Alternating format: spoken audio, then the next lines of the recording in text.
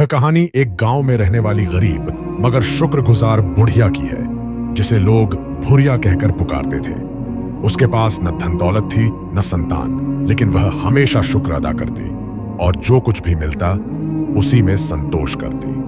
गांव के लोग कभी कभी उसकी मदद कर देते, मगर अधिकतर उसे नजरअंदाज कर देते थे। एक दिन एक फकीर गांव में आया। उसके हाथ में एक लाठी और कंधे पर एक थैला था, और उसकी आंखों में एक खास चमक थी जो सुकून और रूहानियत की पहचान थी।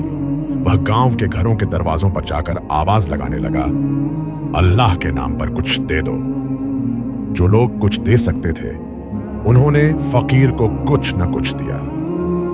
जब फकीर भुरिया की झोपड़ी के करीब पहुंचा तो उसने सोचा कि यह गरीब बुढ़िया मेरे लिए क्या दे सकेगी, मगर फिर भी उसने दरवाजे पर आवाज लगाई।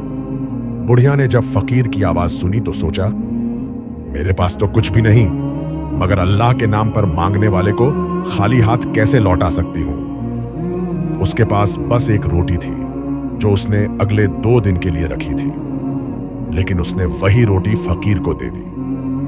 फकीर मुस्कुराया, रोटी ली और दुआ देते हुए कहा, माँ जी, अल्लाह आपकी यह कुर्बानी कबूल करे। फिर उसने अपनी थैली से एक छोटा सा मिट्टी का बर्तन निकाला और बुढ़िया को दिया। फकीर ने कहा, यह बर्तन एक नेमत है, इसमें जो चीज डालोगी वह बढ़ जाएगी, मगर याद रखना इसका इस्तेमाल सिर्फ अपनी जरूरत के लिए करना, लालच मत करना। बुढ़िया ने हैरानी से बर्तन को देखा, शुक्र अदा किया और फकीर को विदा किया। फिर उसने बर्तन को आजमाने के लिए उसमें थोड़ा सा आटा डाला। हैरानी की बात थी कि आटा बढ़ने लगा, यहां तक कि उसे संभालना मुश्किल हो गया। फिर उसने पानी डाला और पानी भी बढ़ने लगा।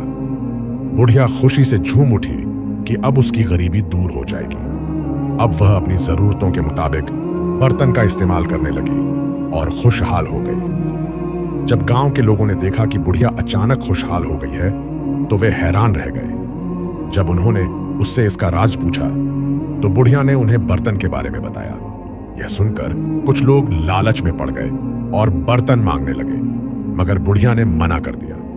कुछ लोग ईर्ष्या में पड़ गए, यहां तक कि एक व्यक्ति ने बर्तन चुरा लिया। उसने बर्तन में सोना डालकर आजमाया और सोना बढ़ने लगा।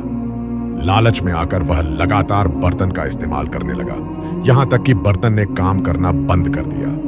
नतीजा यह हुआ कि वह व्यक्ति अपनी दौलत से भी हाथ धो बैठा और उसकी जिंदगी और कठिन हो गई। जब बुढ़िया को इस घटना का पता चला तो उसने कहा, यह बर्तन फकीर की दुआ और अल्लाह की अता था। जो इसे सही नियत से इस्तेमाल करेगा उसे फायदा होगा, मगर जो लालच करेगा वह नुकसान उठाएगा। यह सुनकर गांव के लोग शर्मिंदा हो गए और बुढ़िया से माफी मांगने लगे।